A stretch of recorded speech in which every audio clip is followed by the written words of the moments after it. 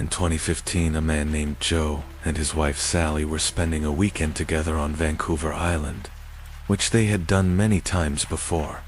The couple has a lot of experience on the island and camping in general. Vancouver Island provides an optimal camping setting because of its mix of scenic beaches and dense forest. The couple had many successful camping trips on the island, until something truly terrifying happened to them on their final trip to the islands. Joe and Sally were far from any roads or civilization, enjoying the solitude. They set up camp on a beach a good distance from anywhere, and kept a fire going. To get to the trail, leaving the beach was 1 kilometer along the beach and 2 kilometers to the road through the forest. The couple had met another camper named Sam from Australia, who they ran into earlier that day on the beach. Sam was planning on sleeping in his van, which he parked back up on the road. The couple invited him down to the beach for a fire, and the three shared a bottle of wine, talked amongst themselves around the fire. This is where things started to get a little creepy. The sun was starting to go down by this point, and the trio kept hearing what sounded like female voices from behind them in the bushes, dividing the beach from the forest. It wasn't too dark out yet though, so it was still possible that they were just other hikers or campers nearby, or even a group who anchored offshore and the sound was just bouncing in a weird way. All three of them could agree that they were hearing female voices, though, on that note, it was getting late and a little dark. So Sam said goodbye and set out to hike back to his car before it was too dark.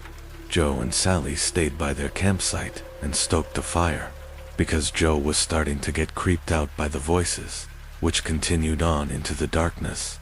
It sounded like two female voices speaking, but whatever that was being said was unintelligible. It sounded to the couple like the voices were not far beyond the tree line. Now they stayed up very late, tending to the fire, and only when the voices had finally stopped, they decided to put out the fire and go to sleep in the tent. Before doing so, the two had scanned the cove with a flashlight several times, looking for boats that could have been the source of the talking, but there was nothing in sight. It was around 3 a.m. when they laid down, finally ready to catch some sleep, but about 15 minutes after they laid down, Joe and Sally heard footsteps in the area around their campsite, over by where the fire was. They came from the direction of the bushes toward the inland behind them, a direction that was not traversable by people. The couple lay there, hoping it was just a bear or any animal, because the only bears on the island are black bears, which usually are very timid around people. The footsteps went from the fire, then over to the tent, then back into the woods. 5 minutes later, the footsteps came back again to the fire. And now, clear as day, there were two female voices talking gibberish very loudly. Their communication was not resemble any languages known to Joe or Sally, and they seemed to be talking over each other, having what could barely be considered to be a conversation at full volume in the dead of night, very far away from civilization, without using lights to navigate through the dense brush, relatively quietly, in a direction that seemed impossible to traverse on foot. The two voices moved from the fire pit area over to the tent, still talking at a loud volume. They stood over the tent talking for a few seconds, then went completely dead as night silent. They went back into the woods to never be seen or heard again. Joe and Sally lay there completely frozen and afraid for what was probably 30 minutes, but felt like a long time. They woke up around 11 a.m. the next day. Because of how late they fell asleep, they packed up first thing and never returned. The couple probably made the best decision to remain quiet in the tent, not drawing attention to themselves from whoever or whatever was outside the tent. My name is Luna. I live in a small town south of Salt Lake City. For the past few years, I have been exploring forests in search of anything interesting or any sort of lucky finds that may have not been discovered yet. One day though, I came across something so terrifying I will never forget. I was hiking in Cedar Fort, just 5 miles south of Salt Lake City. While hiking, I found large amounts of animal bones and piles of junk people had dumped everywhere. But things started to get very strange when I came across strange symbols and animal parts scattered throughout the forest. Some of them even in weird formations. One Saturday morning, I decided to bring my friend Mike along with me to show him in person the unusual things I was finding. This time we both came across something even more disturbing on the trail. There was a severed deer head and a pentagram surrounded by deer legs, which were not there the first time I walked the trail. The sun was going down, and after getting some pictures we agreed it was time to head back to the car. While heading back, we quickly realized we didn't recognize the path we were on, so we started looking around for anything that could refresh our memory of where we were. But as it got dark out, we both accepted that we were lost, with nothing but our phone flashlights to navigate through this creepy forest. We started getting the feeling we were being watched. As we then picked up our pace, we both started to hear the trees and bushes moving at least 20 feet to our right. What made this more concerning was the fact that there was no wind that night. We then started to panic and hurried onto a trail we found, hoping it would take us back to Luna's car. Just when things couldn't seem to get any worse, I and Mike heard a scream so deep and horrific that it sounded neither human nor animal. We both sprinted down the trail, I making a conscious effort not to look back, but Mike did, and what he saw shook him to his core. Mike later claimed he saw a large black figure on the trail right behind, too big to be a normal human with the head of snake.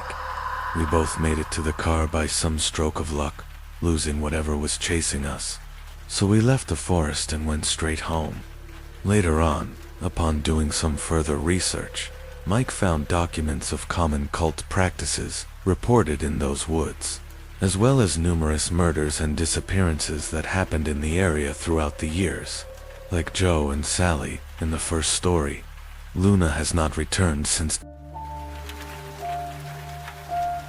Deep in the woods in northern Germany, two friends were hiking in an area formerly territory of the German Democratic Republic when they came across these strange periscope-like pipes protruding from the ground. Feeling either brave or foolish, they decided to investigate further. They discovered a doorway hidden behind several bushes, covered by a large wooden lid. What they found hidden beneath the ground is a pretty disturbing piece of history. The doorway led to a huge abandoned army bunker. There were several tunnels, leading off in different directions, which intersected a long central corridor. There were so many different directions to go that exploring the place felt like going through a maze to the two friends. They tried not to stray far away from each other in fear of getting lost. That's how big the place was. As they ventured deeper into the structure, they came across German writing on the wall, which translated to help. Curiosity still got the better of them, and they continued deeper into the bunker. And as they did, the structure became more and more decayed. More writings were found on the walls, this time reading, "Hello Satan, I love you." Some of the rooms and corridors were flooded and smelt like sewage. They made their way into a very large room, with a strange machine in the center. It's very possible the previous occupants had fled the bunker in a hurry, as there was a single shoe still stuck in the sludge on the floor. Why wouldn't someone have time to grab one shoe unless they were in a hurry? The structure was believed to be an old military bunker, possibly used for shelter by the Nazis during World War II. But why did the soldiers seemingly leave in such a hurry, and whether they were the ones who had written the warning messages on the walls is unknown. This happened 4 years ago, on Halloween of 2019. I'm a 27-year-old male, but at the time of this story, I was 23. I had a long day of work due to a festival we had, where we had parents bring their kids to the center for various activities, such as many different competitive games, a costume contest, trivia for candy, and a kids versus parents dodgeball game. Overall, it was a very fun time, but it was definitely tiring. For context, I'm a community worker, so doing community events is pretty much what I do on a normal basis. but it's also draining, if that makes sense. Anyway, after it was all done, I went home and was ready to call it a night. About an hour after I got home, it was around 6:30 p.m., my little sister called me. My sister, who I'll call Anne, wanted me to take her and my nephew, who I'll call Dennis, trick or treating, because neither our parents nor Dennis's parents felt like doing it. And as it usually goes, it fell on me to be the cool big brother to step in and make it happen. Anne was 15, and Dennis was 11. Even though I wasn't feeling it at all, I got up, threw some clothes on, and headed to my parents' house to pick them up. Once I got there, I asked if they were ready, but Anne was still finalizing her costume. She was dressed up as Raven from Teen Titans. She even had the white makeup on to give that ghostly appearance Raven usually has. Dennis was dressed as Sub-Zero from Mortal Kombat. Once Anne was done, we got in the car and were on our way. I took them to a pretty busy neighborhood to make sure they got as much candy as possible. Upon arrival, we started going from house to house. Everyone we ran into was friendly and had plenty of treats to hand out. There was even one house where an older man gave them each a hot dog and a soda. He said every year for Halloween, he doesn't hand out candy, he grills food instead because he'd rather give kids something with protein since it's good for the body. Honestly, we probably need more people like that. We passed a lot of other kids, and some gave compliments to Anne's and Dennis's costumes. I also saw some really cool costumes myself. Everyone in the area seemed to go all out. When we hit the last house for the night, we started walking back to the car. It was about a 10-minute walk, since we had gone pretty far down the neighborhood. The neighborhood was less active now, and there weren't as many people out and about. That's why I got alarmed when I looked across the street and saw a person dressed in all black standing in a yard where there were no porch lights on. I'm surprised I even noticed them at all, but I tend to always pay attention to my surroundings. When I looked closer, it seemed like the person was wearing a hooded cloak with an all-black outfit and a mask, because I couldn't see their face at all. I honestly couldn't tell if it was a man or a woman. Whoever it was, they appeared to be looking at us. I told Anne and Dennis to stay close to me and said, "There's a suspicious person across the yard. Look, but don't stare." I said that so they could see who I was talking about, without encouraging the person to approach or follow us. Anne laughed and thought it was just someone trying to scare people walking by. Anne, though, looked noticeably worried.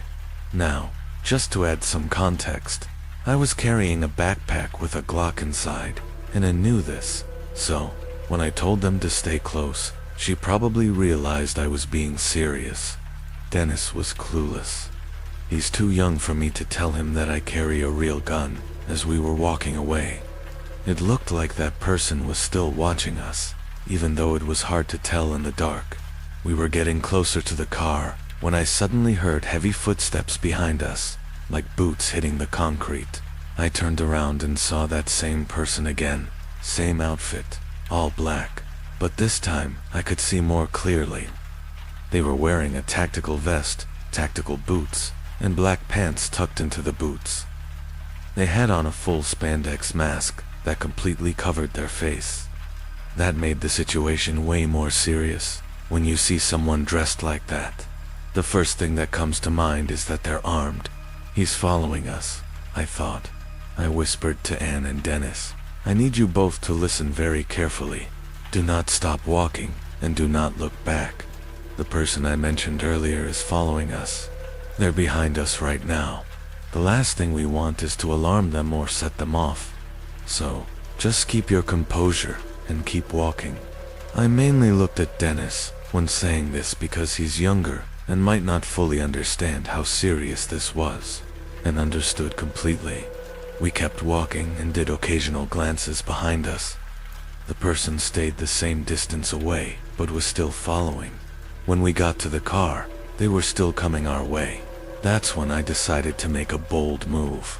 I pulled out my Glock and pointed it at the person. I asked why they were following us. The person raised their hands as if they didn't expect me to do that. then slowly removed their mask.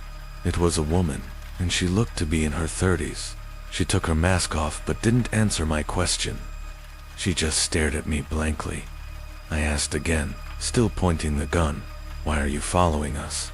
What she said next made no sense. In an almost robotic tone, she said, "I'm an undercover cop. I was told there was a break-in, so I came to check it out. That's why I was standing outside that house. But when you looked at me funny, I assumed you were the one who did it. So, it would be wise to lower that weapon, or I could have you arrested for threatening an officer of the law." I hesitated, but then lowered my gun. What else was I supposed to do? I didn't want to risk an arrest or ruin the kid's night, but her story didn't make any sense. She claimed she got word of a break-in, so why would she just stand outside facing away from the house? How did me looking at her funny make her think I was the one who did it? Why would I break into a house and then casually walk through the neighborhood? And why was she wearing a hooded cloak? All these questions were racing through my mind. "So," I asked her, "if you're undercover, why are you in tactical gear? Wouldn't that kind of give away that you're law enforcement? And what's the point of the cloak?" She didn't answer. She just stared at me again, but this time her expression changed. There was something malicious in her eyes, like she was irritated that I didn't believe her and was deciding what to do next. Dennis and Anne stayed completely quiet through all of this. Then she smiled this creepy, unsettling smile and said, "If you didn't have that gun, this night would have ended a hell of a lot different for you." Right as she finished saying that, I noticed 4 figures suddenly emerge from between the houses, walking toward us. All of them were wearing tactical gear, but without the cloak. I instantly told Anne and Dennis to get in the car, keeping my eyes on the woman and the figures. Once I saw they were in, I got in too and drove off. As I was leaving, the woman was still standing there, smiling. The others, 3 men and 1 woman, were not smiling. They had blank, emotionless faces, like they didn't even have souls. It's hard to explain. The whole car ride back was silent. I'm sure the kids were in shock, just like I was. I dropped them off, made sure they got in safely, then went home to process everything that happened. The thing I couldn't shake off was why they targeted us. The neighborhood was full of people walking around, so why us? I wish I could say it ended there, but it didn't. A few days later, I got a text from an unknown number. It was just a photo, no words. The picture was of my car, taken in the parking lot of my apartment complex. I contacted the police and told them everything that happened on Halloween night. They took the report, but they couldn't investigate unless a direct threat was made. Typical, out of curiosity, and maybe stupidity. I went back to that same house where I first saw that woman. I knocked on the door, and a man in his 40s answered. I asked if they'd experienced a break-in on Halloween night. He looked confused and said no. He said he went to bed early because he had work the next morning and didn't notice anything strange. I told him what I saw, and he had no idea what I was talking about. I thanked him for his time and left. At that point, I already knew the undercover cop story was fake, but I wanted to do my own little investigation, just to make sense of it. Whoever that woman and those people were somehow knew my phone number and where I lived. It makes me wonder, was that not a random encounter after all? Were they watching me for a while?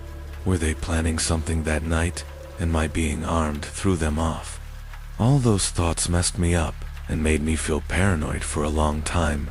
I had to go to therapy and also installed a Ring camera at my front door just to feel safe again.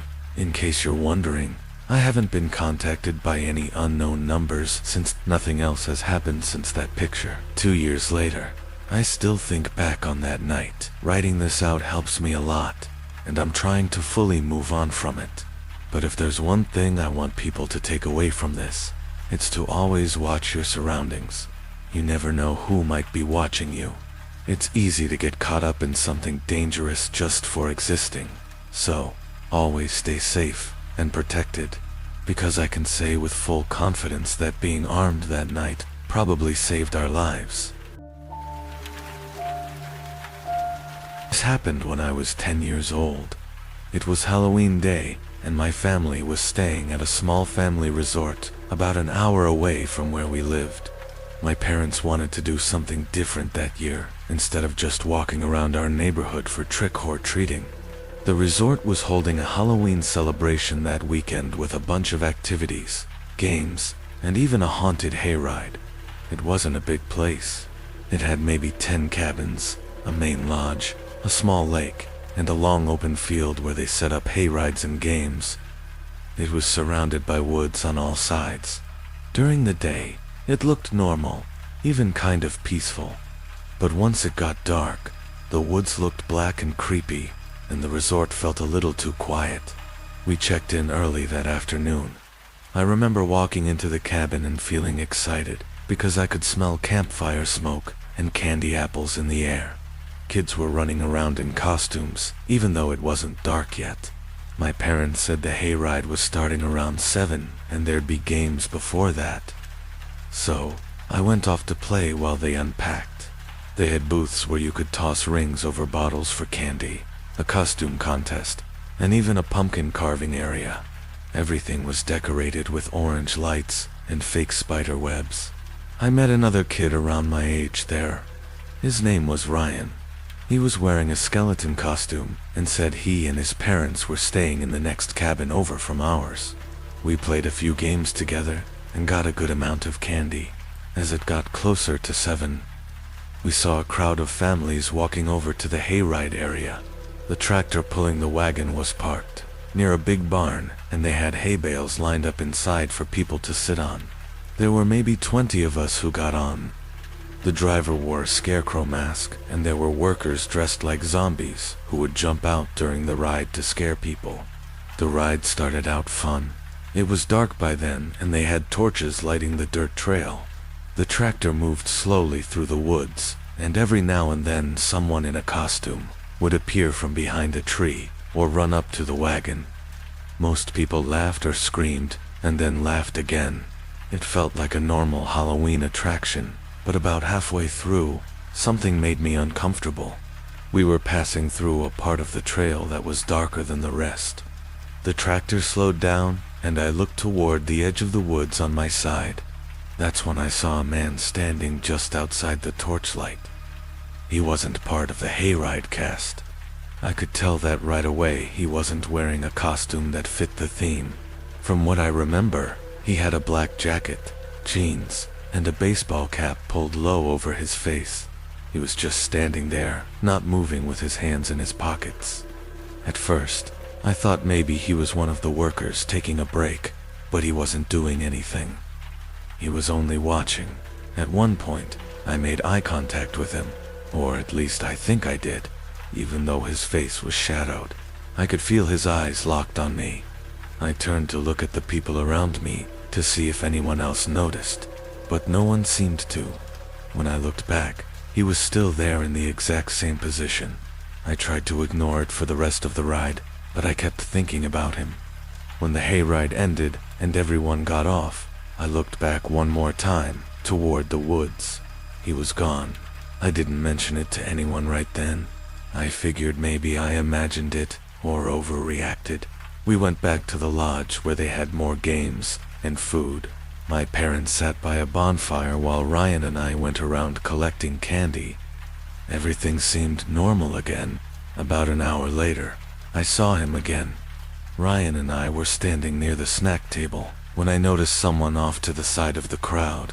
It was the same man. He wasn't close, maybe 30 feet away, but he was standing near the tree line, watching again. There were a lot of people around, so it felt strange that he'd just be standing there alone. I remember my stomach tightening when I realized he was looking in my direction.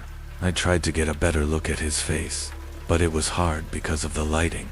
I could make out a short beard, and I think his hat had some kind of logo on it. I nudged Ryan and told him about the guy. Ryan looked over and said, "Maybe he's one of the workers." I said, "He's not. He was in the woods during the hayride." Ryan shrugged and said, "Maybe he's a dad." I wanted to believe that, but he wasn't talking to anyone, just standing there. A few minutes later, when I looked back again, he was gone. Around 9 o'clock, if I had to guess, most of the little kids had gone back to their cabins. The event was winding down, but Ryan and I still had energy. We decided to walk around the resort before going in. There was a trail behind the cabins that led into the woods. Ryan said, "We should go a little way in to do something scary for Halloween before the night ended." I didn't want to go too far, but we had flashlights, and I didn't want to look like a coward. So we walked down the dirt path together, laughing and daring each other to keep going. The farther we went, the quieter it got. The sounds from the resort faded until it was just the crunching of our shoes on the path. We only went maybe 200 feet in when we stopped near a clearing. There was an old wooden sign nailed to a tree that said private property. We started throwing small rocks at the sign and pretending to summon ghosts or something dumb like that. Then we both heard it. Footsteps. Heavy, slow footsteps, coming from behind us, somewhere deeper on the path. We froze and turned around. Ryan whispered, "Probably another kid," but it didn't sound like a kid. Whoever it was walked with weight like an adult. I shined my flashlight down the path. The light only went so far, and I couldn't see anyone yet. Then the footsteps stopped. For a few seconds, it was completely silent. Then, a voice spoke. It said, "Hey there, boys." It was a man's voice, but somehow intimidating. Ryan looked at me, and I think he realized the same thing I did. It was the man from the Hayride. He stepped into the light just enough for us to see part of him. Same black jacket and hat. "What are you two doing out here?" he asked. "You like candy?" Neither of us said anything. He pulled something out of his pocket and held it up. I could see the orange wrapper. It was a Reese's cup. "I got a bunch more of these in my cabin," he said. "Come on, I'll give you some." Ryan took a step back. I remember his face going pale. The man took a few steps closer and then said, "You don't have to be scared. It's Halloween. I'm just giving candy out. I saw you boys on the hayride earlier." When he said that, my stomach basically dropped. I grabbed Ryan's arm and whispered, "Run." We both turned and sprinted down the path toward the resort. I could hear him behind us for a second. His footsteps were pounding hard as he started to chase. I didn't dare look back. My heart was beating so hard it hurt. The path seemed longer than before. When we reached the edge of the woods, I could finally see the lights from the resort again. I yelled for help as we ran out of the trees and back toward the crowd near the bonfire. A few adults turned toward us, startled. We didn't stop until we got right up to the people. I turned around expecting to see the man behind us, but he wasn't there. The path was empty. My parents came over right away, asking what happened. I told them everything about the man watching me on the hayride, seeing him near the trees, and then following us into the woods. Ryan confirmed it all. My dad and another man grabbed flashlights and went to check the path, but they didn't find anyone. A few workers searched too, but he was gone. The resort staff called the local police to report what happened. They arrived about 30 minutes later and took statements from me, Ryan, and our parents. They said they checked the area, notifying nearby cabins to keep an eye out. That night, my parents didn't let me out of their sight.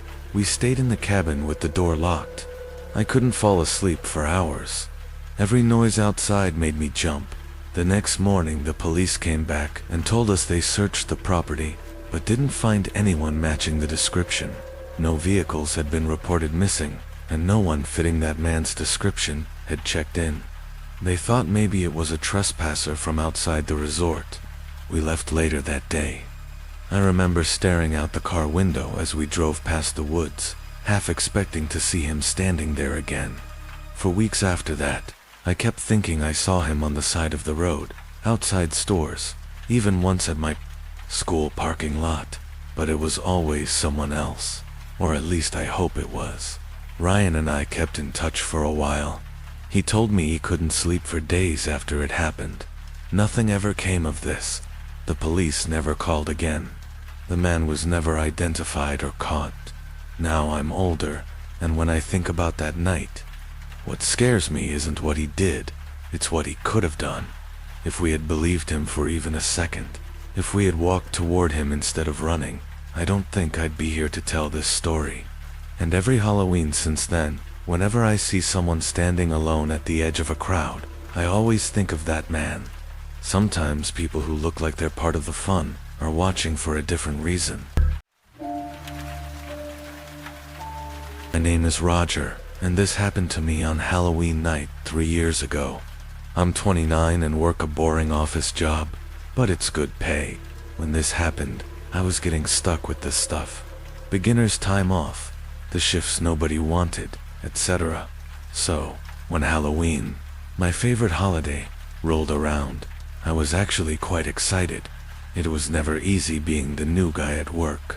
So, I was wanting to enjoy a night of seeing kids be kids and chilling out at home watching movies. At the time, I was living alone in a small house on the outskirts of town with my girlfriend, but she was out of town with her parents. It wasn't isolated exactly. I had neighbors, but the street got really quiet once the trick-or-treating hours ended. The families in the area usually shut their lights off around 9 p.m. since I didn't have kids. I just handed out candy until the crowd died down on several past Halloween.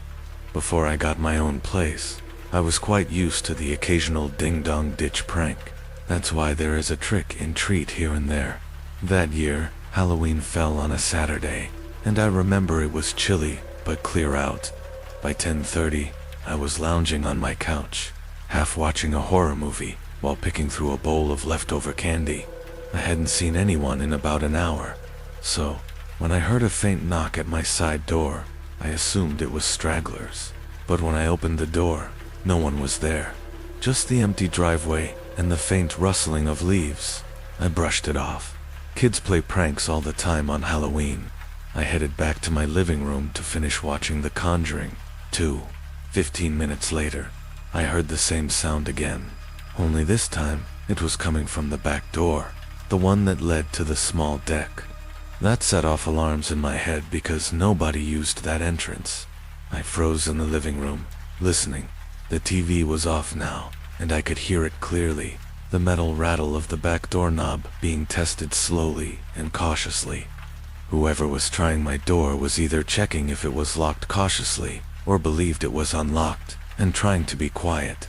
I crept into the kitchen, staying low, and that's when I saw him through the window. A man was crouched down near the door, wearing dark clothes and a cheap cracked Halloween mask pushed up on top of his head. In his hand, he held a crowbar. He wasn't trying to hide. He was deliberate and calm, like he knew I was inside and didn't care. I backed away quietly and grabbed my phone, whispering to 911 what was happening. The operator told me to stay on the line, lock myself somewhere safe, and not to engage. I didn't want to make noise by slamming the doors upstairs. So, I stayed crouched at the top of the steps, clutching a kitchen knife, whispering updates. I peeked down and saw the man move away from the back door. That's when I heard the faint pop of a window screen being pried off. He was at the basement window now. I whispered to the dispatcher, "He's at the basement." My voice was shaking. She told me officers were already on their way. Then came the worst moment. I heard glass crack. He was breaking the window. My blood ran cold. And it wasn't just a smash and grab. He knew I was there. And most burglars typically don't try to enter a home where they know someone's still inside. Minutes felt like hours. The dispatcher kept me talking quietly to make sure I was still okay. I heard footsteps crunching outside. The man was circling the house again. Then headlights swept across the blinds. Relief flooded me as flashing red and blue lights pulled up in front. The man bolted. I watched him sprint across my yard, but he didn't get far. The officers tackled him just past my driveway. I didn't even realize I was shaking until I saw one of the cops leading him back in cuffs. That's when I saw what he'd been carrying: the crowbar, duct tape, and zip ties stuffed in his bag. This wasn't a burglar looking for valuables. This guy had a plan, and it was something far worse. The police told me he had a long record of breaking into homes, and that he was suspected in some other cases where people had gone missing. To this day, I hate being home alone on Halloween. It's supposed to be about scares and fun, but whenever I hear footsteps or knocking outside at night, I can't help but remember everything about this night. The part that chills me the most is if the police had been just 5 minutes later, I might not be here to tell the story. The police later followed up weeks later. They told me what they found in his backpack. He had a Colt .45 handgun, several kitchen knives, and rope. And that wraps up tonight's terrifying tales. Want to see more of this content? Click the video on screen to watch more real horror story tales. Which story chilled you the most? Tell us about it below. Also, if you have any horror stories you would like to share, please comment that too. We will pick the best ones and do a video on it in the future. And any other topic suggestions you want to see on our channel, do let us know. Until next time. I've been meaning to send my story in for a while now. I think every time I sit down to write it, my hands just hover over the keyboard, and I start questioning if it's even worth telling. But then I remember how I felt that night. That gnawing sensation deep in my gut, the way my skin prickled with adrenaline, and I figured, yeah, this does belong here. So, I hope you guys enjoy my story. I've been a fan of booze and booze for around a year now, always looking forward to those late night uploads, where I could turn the lights off, throw on my headphones, and let the stories wrap around me like a blanket. I never thought I'd have one to share, but this isn't just my story. It's something that happened to me and a co-worker back when I was fresh out of high school, working a late night shift at a home improvement store. A big one. I'm sure you can guess the name. Between the two of us, I think she got the worst of it. Back then, I was taking my first semester of college classes, scraping together tuition money by working at a regional hardware chain. It wasn't anything glamorous, running a register, handling inventory, mopping up whatever messes customers would leave behind, but it was pretty easy work. I like most of my coworkers, and the pay was decent, and most nights were uneventful. Keyword there being most nights. This one in particular was a pretty slow evening. Everyone was watching the clocks, and none of them were moving. We were around an hour from closing. The store had that eerie, half-empty atmosphere that only big retail spaces get after dark. The lights above my head buzzed, casting this sick glow over the aisles, and the air smelled like sawdust and metal. The customers left in the building were the usual stragglers. Contractors grabbing last-minute supplies, couples arguing over paint samples, that sort of thing. I was finishing up her return at customer service when she walked up to me. Let's call her Jenna. She was one of the newer hires, maybe a year or two older than me, and usually pretty upbeat. But that night, she looked kind of different, tight-lipped, stiff-shouldered. Her eyes darted around like she was expecting something to lunge at her out from the shadows. "Hey," she said low enough that I could only hear her. "Can you, walk with me for a little bit?" I raised an eyebrow. "What's up?" She swallowed and glanced over her shoulder. "I think I'm being followed." That snapped me to attention. She told me about this man, a big guy, older with a greasy baseball cap and a stare that made her skin crawl. He'd approached her in plumbing, asking her for her help to find a part. Nothing weird at first, but then he just didn't leave. Every time she tried to step away, he found another excuse to keep her there. His questions getting more off topic and more personal. Finally, she made up a reason to leave, and when she checked over her shoulder, he was still there, watching her. That was 45 minutes ago. He followed her around the store and eventually she lost him in power tools, then bolted to the nearest coworker for some kind of assistance. She didn't know where he was at now. I didn't ask any more questions. Jenna was obviously freaked out, and if there was even a chance that some creep was lurking about, I wasn't about to let her wander the store alone. Honestly, this was more exciting than anything work-related anyway, so I preferred to run interference than actually close the store. "Come on," I said, grabbing a clipboard from the counter. Let's look busy." We made our way towards the back aisles, checking inventory, scanning shelves, counting items. Occasionally, my eyes kept flicking up, sweeping the store, but I didn't see anybody out of place. Just a couple of customers near checkout. Trevor in a neon vest was restocking lumber, and one of my other friends was just messing around on the forklift in the bay. "Are you sure he's still even here?" I whispered. Jenna hesitated. I don't know. I just feel like he is. For some reason, I just didn't like that answer. We kept moving, aisle by aisle, her sticking close to my side. About 20 minutes later, she seemed to relax a little bit. We hadn't seen the guy at all, and she was starting to think that maybe he did indeed leave. This actually proved to be two birds with one stone, because we got a lot of that light inventory work done. And then that's when I saw him. I was standing near the aisle end cap, watching my buddy do these slow, lazy donuts in the forklift out in lumber, shaking my head at his stupidity. Then I turned back to check on Jenna, only to spot him. He was lurking at the mouth of an aisle, half shielded by the end cap display. It was a big man, mid-50s, with a broad chest and slumped shoulders, dressed in these dark jeans and a windbreaker. His baseball cap was pulled really low, but I could see the way he was looking at her. I could also see that this guy was jacked beneath that jacket. Even with the extra layer, his arms were 3 times the size of mine.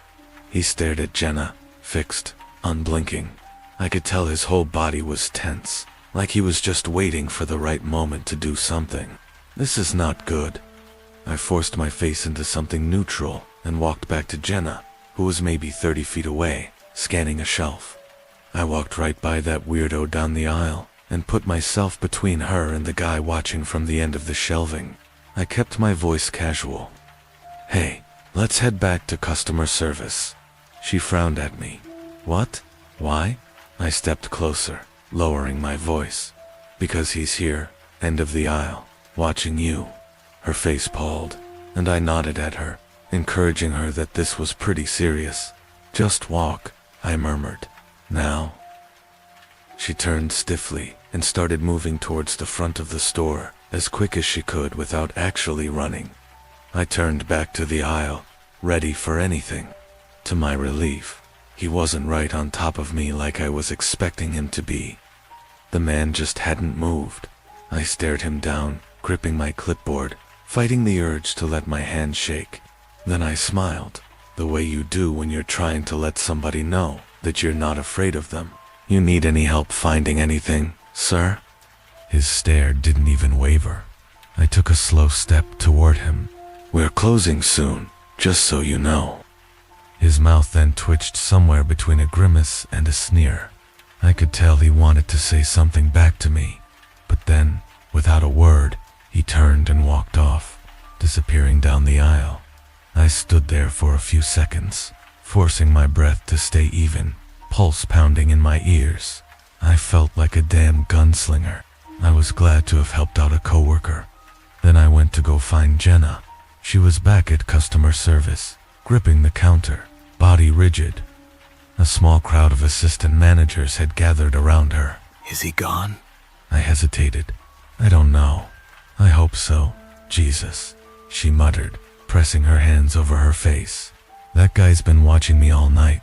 Yeah, he's super creepy." He didn't even say a word to me. We waited until the store officially closed, watching the last customers leave, making sure that he wasn't among them. I didn't see him again. Maybe he had, in fact, left. Maybe I spooked him. Either way, I was just relieved when we locked those doors. But that relief did not last long. An hour later, the store was empty, except for a few employees. Most of us were already clocked out, trickling off to our cars. I stepped outside, the night air sharp and cold, the parking lot stretching dark and quiet around me. I glanced over and saw this single car parked at the far edge of the lot. All the employees parked on a small side lot, so whoever was out there was not an employee. I knew before I even got close. I walked slowly, trying to not look too obvious, heading toward my own car, but fearing just enough to get a good look. A beat-up old sedan, idling low, and inside, the same man. His face was barely visible in the dim glow of the dashboard lights, but he was just sitting there, waiting. A deep, instinctual alarm flared up in my brain, every nerve firing off at once. Lizard brain, fight or flight. I turned on my heel and made a beeline back to the store. The security office for the strip mall was a few doors down, tucked in between a shuttered electronics store and a laundromat.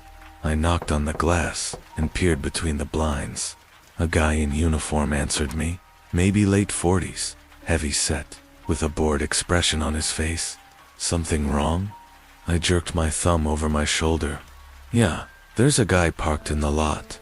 He was inside our store earlier acting super weird and following my coworker around. Now he's just sitting there. The security guy frowned at me. He's still there now. Yeah, far into the lot. Dark sedan. He grunted. All right, stay put. I stood there as he climbed into his marked SUV and rolled out into the lot, cruising slow towards that sedan. He stopped behind it and threw his lights on. I watched from a distance as he stepped out and approached the driver's side. A tense few seconds then passed, and then the guy in the sedan just fired up his engine. He didn't speed off though. He didn't make this big scene. He just pulled out, circled the lot, and then exited onto the road slowly. As he passed me, he looked directly at me, eyes locked onto mine, dark and bottomless. And I swear to God, I felt something press against my chest, something heavy, like he was willing me to die right there on the sidewalk, like he was memorizing me for later, almost like he was telling me that he would see me again. I watched his taillights vanish off into the dark. My pulse was still hammering in my ears. I only realized that I'd been holding my breath when the security guy rolled back up beside me and leaned out his window. Yeah, that guy was definitely off, he said, shaking his head. Kept acting like he had some kind of business here, but wouldn't say what. Just kept asking when people left for the night. A chill then coiled up my spine. What did you tell him? I told him to take a or hike, the guard said. And lucky for you, kid, he did. He eyed me for a second. You drive straight home. Keep an eye out, and if you see him again, call somebody immediately. I just nodded, trying to swallow that lump in my throat. Good call bringing it to us, he added. That guy wasn't just loitering. He was definitely waiting. I didn't ask what he meant, but I already knew. I hurriedly went back to my car, glancing over my shoulder the whole way, half expecting that old sedan to be idling at the end of the lot again, but it was gone. The entire parking lot was now empty. I locked my doors the second I got inside and just sat there, gripping the wheel, forcing myself to catch my breath. Then I pulled out, making sure to check every mirror and every side street. I also took the long way home that night just in case. For the next few days, I was on edge. Every time I would walk to my car at night after closing, I half expected to see that sedan parked somewhere in the lot again, headlights off, waiting. We started leaving work in pairs, sticking close to other coworkers. I even told my manager about the whole thing, and he had security do extra sweeps of the property every single night. Thankfully, that guy never came back. Poor Jenna was shaken for a while, too. She completely switched up her schedule so she wouldn't be working nights anymore, which I can't really blame her for. Some nights I wondered if that had been the plan all along, if he'd been waiting for her to leave alone, to see if she'd got in her car by herself. I never ended up telling her what security guard said. I didn't want to make her any more scared than she already was. I've actually sent a story into Booze and Booze before. Maybe some of you remember it. It was about my coworker Tyler and this weird night shift incident that we had together. It's been a while since I last admitted, but I figured, why not? I'll throw another one your way. And this one's even crazier. I used to work in a call center for a nationwide towing company, the kind of place that stayed open 24/7 to dispatch trucks at all hours of the day and night. The job itself was simple. Take calls, input service requests, and then send them out to the right drivers. Since I worked overnights, it was usually dead quiet, which meant I had a lot of downtime. My coworker Tyler and I would have the same shifts, and we got along pretty well enough to pass those hours. Our office itself was inside the shared business complex.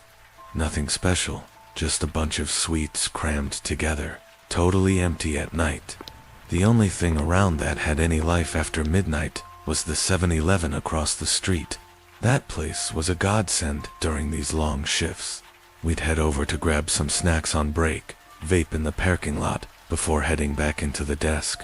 With that being said, it also brought in a little riffraff. Those that remember my last story may recall the details. I went out to use the external bathrooms, and while walking back into the office, I got jumped by a homeless dude that was hanging around one of our dumpsters. Lots of homeless flocked to the 7-Eleven at night, like moths to a flame. That night was like really any other. Calls were pretty slow. Office was quiet. And then I'd say around 2 a.m., Tyler and I decided to take a break. We lock up and crossed the lot and started off towards the gas station. As we were walking, a car whipped into the parking lot really fast, jerking to a stop in front of the store. We both noticed it, but didn't think too much of it. Maybe just some drunk guy making a late-night beer run or something. Probably needs a box of condoms, Tyler said, laughing. We were halfway across the street when we heard the shouting. At first it was muffled and distant, but then a man's voice cut through the night, barking orders, loud and aggressively. The car that had screeched into the lot suddenly tore back off into the road, disappearing down a side street, tires screaming, and then through the huge glass windows of the 7-Eleven, we saw a man in a ski mask holding a gun. Tyler grabbed my arm. Holy... I didn't say anything. I just turned and started walking back toward the office fast. My pulse was slamming as I kept my eyes on the store. The guy inside was moving in every direction, pointing the gun at the cashier. Then, as if in slow motion, I saw him whip his head toward us. And we weren't alone. Another guy, a second one also in a mask, came running out of the store. He looked around and then locked eyes with us, and then sprinted straight for us. Tyler and I didn't say a word. We just ran. This really felt like something straight out of Grand Theft Auto. We didn't need any logic or instruction. This was a real danger. Only one move to be made, and that was just to get... We turned around, and the two guys outside the 7-Eleven locked on, their footfalls coming up behind us. One of them, the one with the gun, yelled something that I couldn't quite make out, but I don't think I really needed to hear it to understand. This was a chase. Tyler was a step ahead of me, already in a full sprint across the parking lot. So, I pushed my legs harder, pumping my arms, and tried to keep up. Our office was close, just a couple 100 feet away, but that distance had never felt so damn long until then. Behind us, I heard the first guy's shoes slap against the pavement. He was fast, a lot faster than me. The gunman was trailing behind him, and the other guy, the one who'd been barking orders inside, was gaining ground. I half expected to feel him grab my collar at any second. I risked taking a glance back, and it was a big mistake. The bastard was literally right there 5 feet away, his ski mask riding up just enough for me to see his mouth twisted up into a snarl. "You're mine," he shouted. Tyler reached for the door first, skinning to a stop, hands fumbling for the keypad. Come on, come on. I could hear the beeping as he punched in the code. My feet hit the landing of the building and we were almost there. But then something slammed into my back and I went down hard. my chin bouncing off the concrete. My teeth clacked together, pain exploding through my jaw. The weight of the guy was on me in an instant, his hands clawing in my jacket, trying to turn me over. Fuck, I gasped out, twisting and kicking out blindly. My shoe connected with something soft. A stomach, maybe his groin. And the guy let out this grunt, loosening his grip just enough for me to roll free.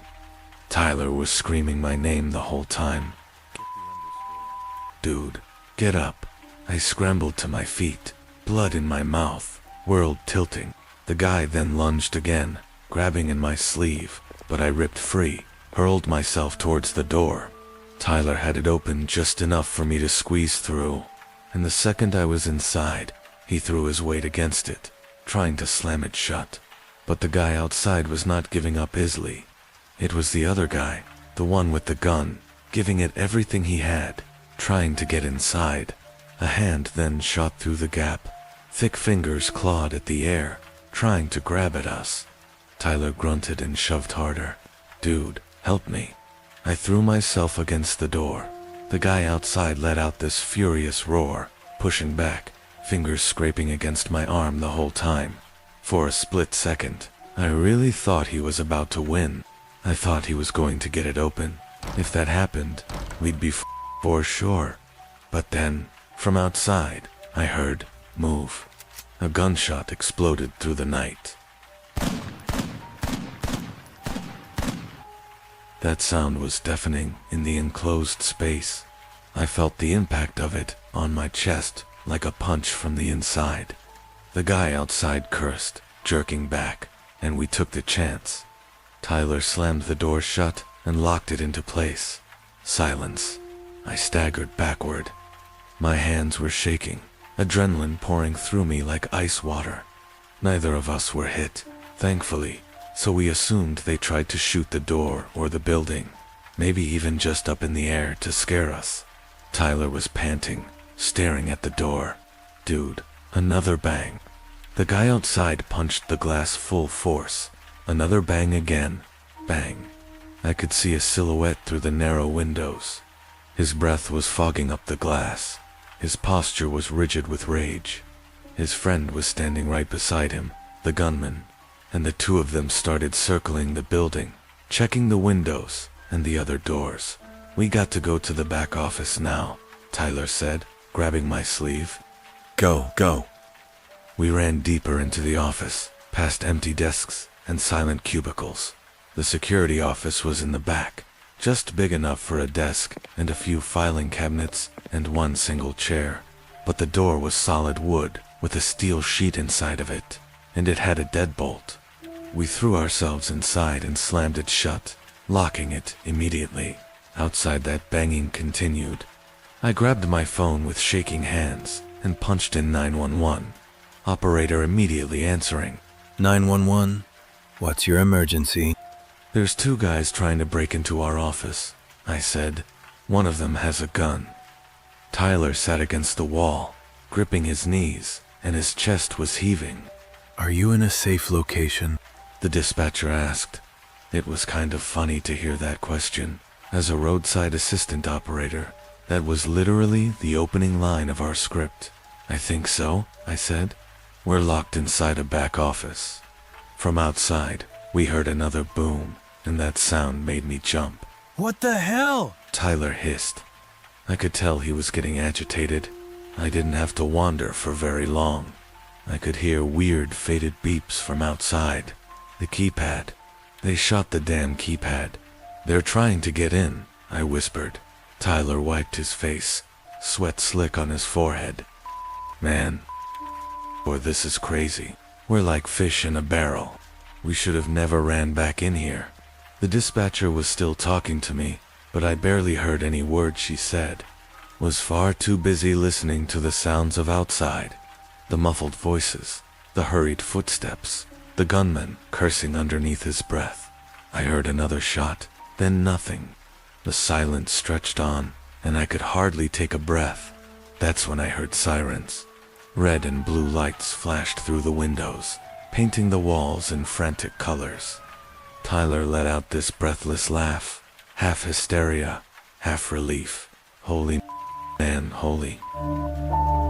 We stayed locked in that room until the cops banged on the door and announced themselves. That's when we finally stepped out, and I got my first real look at the damage. The front door was a complete mess. Bullet holes in the keypads, cracked spider webbing across the glass. The cops questioned us, and we gave our statements, still shaking, still reeling. The two guys were long gone, disappeared off into the neighborhood. But we knew one thing for sure. They wanted us dead, and if we would have been a second slower, we would have been. The second we stepped out, it really hit me how close we'd actually been to dying. That front door was ruined. The keypad was a mangled mess of metal and shattered plastic. Bullet holes pocked the frame. A thin wisp of dust still curled from where the gunman had tried and failed to blast his way inside. A couple of the officers were already sweeping the area, flashlights cutting off through the dark. Another was waiting for us, not pad in hand. "Fell is okay?" he asked. Tyler just barked out a laugh, the full weight of the situation finally washing over him. "Yeah, just fuck. Fantastic." I barely recognized my own voice when I spoke. Were they caught?" The cop shook his head. "They took off on foot before we arrived. We got units combing the area though, but no sign of them yet." Tyler just ran a hand through his hair. Jesus Christ. The next 30 minutes were just a blur of questions and police chatter. We told him everything about the robbery, about the chase, about the fight at the door. An officer took photos of my arm where the guy had clawed at me. Another pointed out a smear of blood on the door frame, the pavement where I fell. "And they wanted him bad," one of the cops muttered, eyeing those bullet holes. "Yeah, no shit. Our boss, the owner-operator of the call center, showed up just after 3 a.m. He was an older guy, tough but fair. He looked at the damage with that kind of weary side that said he was already adding up the cost inside of his head. "Jesus, boys," he said, rubbing a hand over his face. "You okay?" Tyler was just staring at the shot-up door, jaw tight. I nodded at him. "Yeah." Our boss exhaled. "Well, you're done for the night. Go home and get some sleep. You're both on paid leave until this mess is sorted out." We didn't argue. We were far too wrung out, too drained. Tyler drove me home, and we barely spoke on the way there. But when I shut my apartment door behind me and locked it, that's when I finally let myself breathe a little and realized that my hands were still shaking.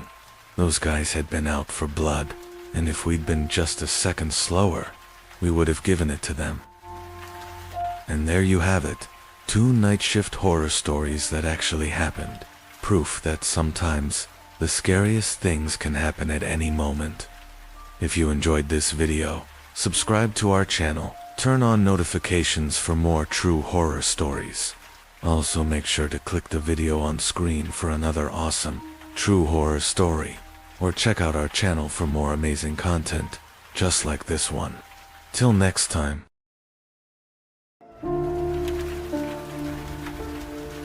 In this last story, for the person's safety, I'll refer to him as just Bill. Bill is an avid hiker who in 2016 was visiting brother upstate New York near Downsville. Bill's brother owns a small house and a barn up there, and from time to time Bill and other family members would go up to visit. This was in the late fall, and so the foliage was already mostly orange, and more than half of the leaves had fallen off the trees. Bill was hiking a narrow trail which was not far from his brother's place. This trail is in the middle of a very rural area, and it connects from the occasional property to property.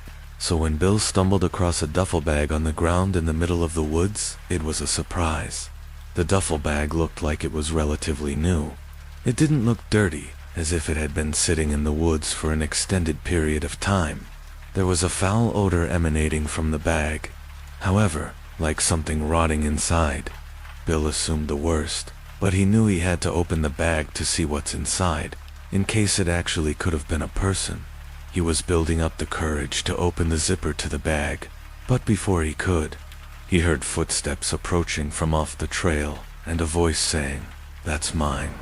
Please don't touch it." A large man in a dirty jacket and jeans was quickly approaching from the woods and grabbed the duffel bag off the ground. The two exchanged looks for a moment.